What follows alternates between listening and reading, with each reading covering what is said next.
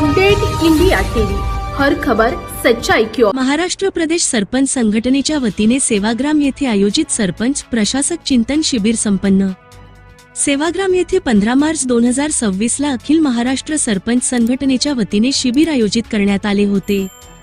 गावाचा गाडा हाकलताना सरपंचांना कोणत्या गोष्टींना सामोरे जावे लागते व ते प्रश्न कसे सोडवायचे ते सांगण्यात आले। सरकारकडून येणारा निधी व त्याचा योग्य रीतीने वापर करून गावाचा विकास कसा साधता येईल याबाबत सविस्तर चर्चा करण्यात आली।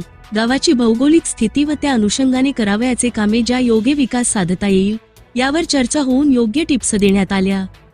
या प्रसंगी संघटनेचे अध्यक्ष गजाननदादा बोंडे, कार्याध्यक्ष कराळे सर, विदर्भ अध्यक्ष एडव्होकेट देवा पाचभाई, विदर्भ सरचिटणीस सुधीर पाटील जवादे, विदर्भ सल्लागार लीनाताई तुरकर, यवतमाळ जिल्हा अध्यक्ष तुकाराम माथनकर, महिला जिल्हाध्यक्ष सविताताई जाधव, अमरावती जिल्हा अध्यक्ष गुलाब नबी इंदलकर, लताताई गोटेकर, निमनताई टोंगे, अविनाश लांबट, जयवंतराव गुघाणे, प्रदीप जोटिंग यांनी चिंतन शिबिर यशस्वी होण्यासाठी प्रयत्न केले।